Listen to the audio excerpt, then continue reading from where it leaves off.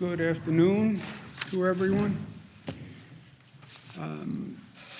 These are stressful, emotional times, as we know, and today is a day in the state of New York with very mixed emotions based on two very different pieces of information we have. I'm trying to work through the mixed emotions for myself, so I'll just present the facts and then we'll go from there. There is good news in what we're seeing, that what we have done and what we are doing is actually working and it's making a difference. We took dramatic actions in this state. New York Pause program that closed down schools, businesses, social distancing, and it's working. It is flattening the curve, and we see that again today. So far, meaning what? Meaning that curve is flattening because we are flattening the curve by what we are doing. If we stop what we are doing, you will see that curve change. That curve is purely a function of what we do day in and day out. But right now it's flattening. The number of patients hospitalized is down. And again, we don't look at just day-to-day data. You look at the 3-day trend, but that number is down. The 3-day average trend is also down. Anecdotally, the individual hospitals, the larger systems are reporting that some of them are actually releasing more people than are coming in, so they're net down. So we see the quote-unquote flattening of the curve. We have more capacity in the hospital system than ever before. So we've had more capacity in that system to absorb more people. The sharing of equipment, which has been really one of the beautiful, cooperative, generous acts among different partners in the healthcare system, has worked. If the hospitalization rate keeps decreasing the way it is now, then the system should stabilize over these next couple of weeks, which will minimize the need for overflow on the system that we have built in at Javits and at the USNS Comfort. So that is all good news. There's a big caution sign. That's if we continue doing what we're doing. If we continue doing what we're doing. We are flattening the curve because we are rigorous about social distancing, et cetera. So if we continue doing what we're doing, then we believe the curve will continue to flatten. But it's not a time to get complacent. It's not a time to do anything different than we have been doing. Remember what happened in Italy when the entire healthcare system became overrun? So we have to remain diligent. We have to remain disciplined going forward. But there's no doubt that we are now bending the curve, and there's no doubt that we can't stop doing what we're doing. That's the good news. The bad news isn't just bad. The bad news is actually terrible. Highest single-day death toll yet, 779 people. When you look at the numbers on the death toll, it has been going steadily up, and it reached a new height yesterday. The number of deaths, as a matter of fact, the number of deaths will continue to rise as those hospitalized for a longer period of time pass away. The longer you are on a ventilator, the less likely you will come off the ventilator. Dr. Fauci spoke to me about this, and he was 100% right. The quote-unquote lagging indicator between hospitalizations and deaths. The hospitalizations can start to drop. The deaths actually increase because the people who have been in the hospital for 11 days, 14 days, 17 days pass away.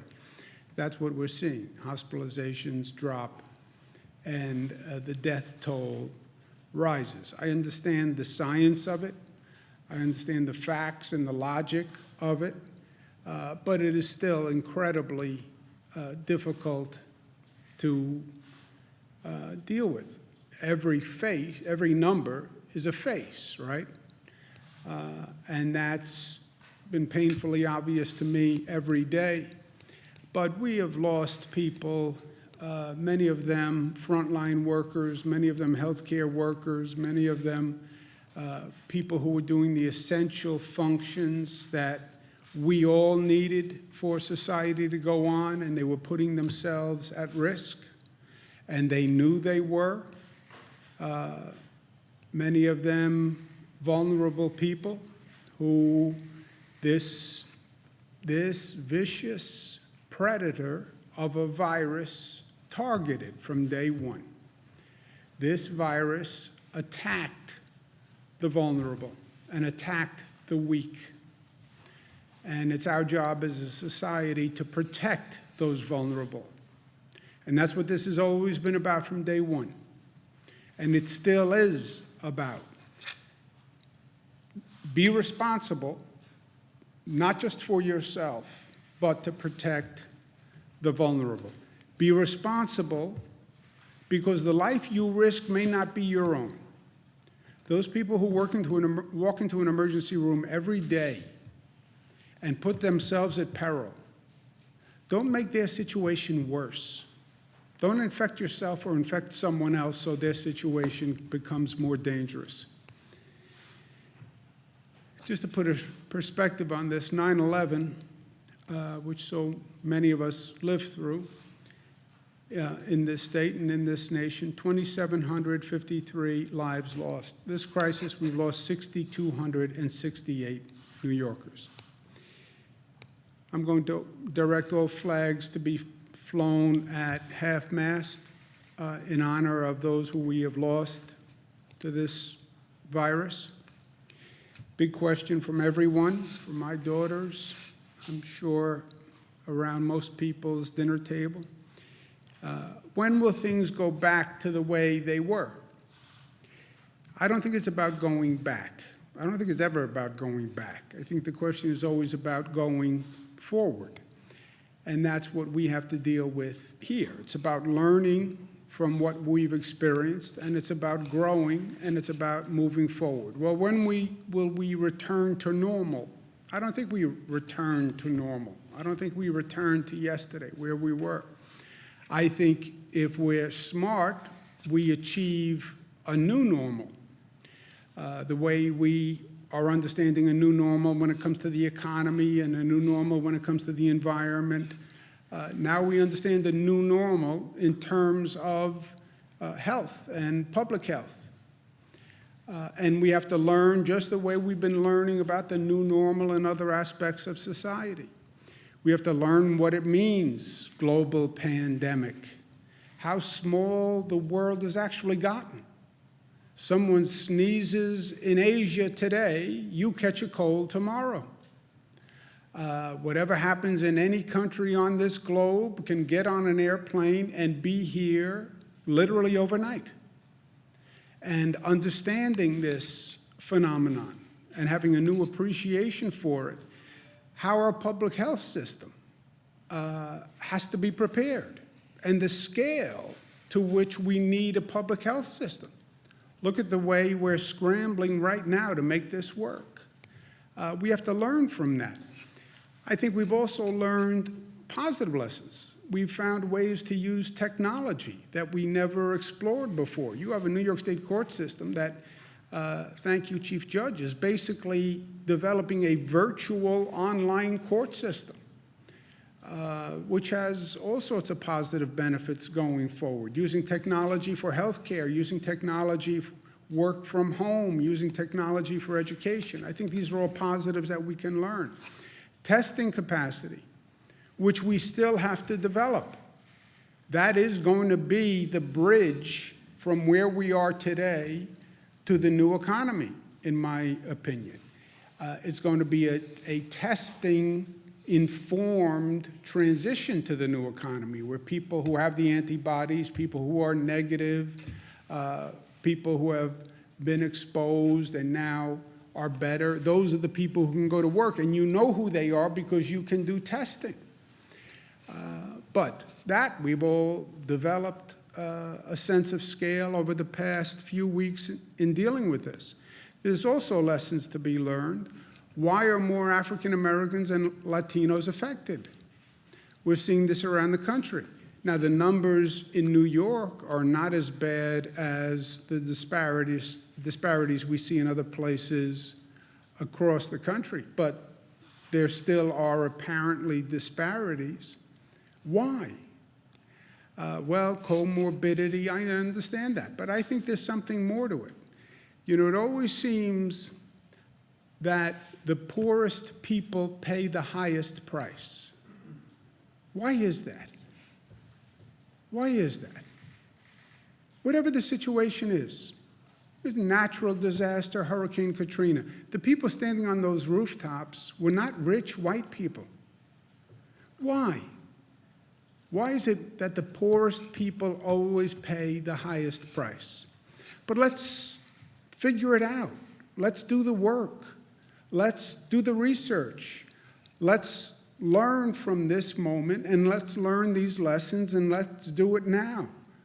We're going to do more testing in minority communities, but not just testing for the virus. Let's actually get research and data that can inform us as to why are we having more people in minority communities, more people in certain neighborhoods. Why do they have higher rates of infection? I get the comorbidity. I get the underlying illness issue. But what else is at play? Are more public workers Latino and African American who don't have a choice, frankly, but to go out there every day and drive the bus and drive the train and show up for work and wind up subjecting themselves to, in this case, the virus, whereas many other people who had the option just absented themselves. They live in more dense communities, more urban environments. But what is it? And let's learn from that, and let's do it now. I'm going to ask our SUNY Albany chief, Dr. Javidan Rodriguez, to head an effort to do it right now.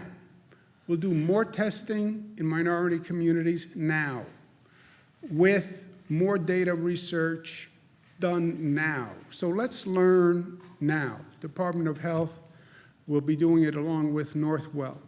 But let's learn these lessons now. We're also going to make an additional $600 payment to all unemployed New Yorkers. The federal government says they will reimburse us for it, but people need money now in their pocket. So New York will be doing that immediately. We're also extending the period covered by unemployment benefits for an additional 13 weeks, goes from 26 weeks to 39 weeks, so that should be a relief. On voting, I've seen lines of people on television voting in other states. This is totally nonsensical. God bless them for having such diligence for their civic duty that they would go stand on a line to vote, but people shouldn't have to make that choice. And where, by executive order, all New Yorkers can vote absentee on June 23rd, primaries coming up. I want to say thank you to the many places and people who are working with the state of New York. Mercury Medical donated 2,400 BiPAP machines. BiPAP machines are technically not ventilators, but they can be modified to effectively ventilate, even though they're not ventilators, and we're using them. They were brought up from Florida. Thank you very much, JetBlue, for doing that. I also want to thank Oregon and Washington State and California for freeing up ventilators. I want to thank the direct care workers who are doing a fantastic job, and they're doing it every day. I want to thank the state workers who are showing up and doing a great job every day, every first responder. This has been a long battle, and it's going to go on, but I want them to know how thankful we all are of them for what they're doing. I want people to remember that we're flattening that curve, and if anything, we double down now on our diligence. We're going to start a social media campaign. Who are you staying home for, right? It's not about staying home for yourself. Stay home for others. Stay home for the vulnerable people who, if they get this virus, are in a really bad place in life. Stay home for the healthcare worker who's in the emergency room because you don't want to infect anybody else, who then puts another greater load on our healthcare system. So who are you staying home for? I'm staying home for my mother. But everyone, it's not about just you, it's about all of us. So who are you staying home for? And we'll start a social media campaign that does that. But thank you to all the New Yorkers for all they've done. And we still have more to do. We are by no means out of the woods. And do not misread what you're seeing in that data and on those charts. That is a pure product of our actions and behavior. If we behave differently, you will see those numbers change. I just doubled the fine on disobeying the social distancing rules. Why? Because if anything, we have to get more diligent, not less diligent. And we have more to do. And that's New York, tough. But tough is more than just tough. Tough is smart and disciplined and unified. And tough is loving. The toughest guys are tough enough to love, right? Last point, our brothers and sisters in the Jewish community celebrate Passover tonight. We wish them all a happy Passover. The Jewish community has had a long and difficult year besides any of this. The number of incidents of anti-Semitism across this country, the violence that they have seen, even in this state of New York that has such a large Jewish population. So we wish them all well on Passover. And the message of Passover, I know, helps me today, and I offer it to others to consider. Passover says we remember the past, we learn from the past, we remember the lessons of the past, we teach a new generation those lessons. But there's also a message of hope in Passover. Next year in Jerusalem, next year in Jerusalem, next year the Promised Land, next year will be better. And yes, this has been a difficult month. We'll learn a lot, we'll move forward, and we'll be better for it.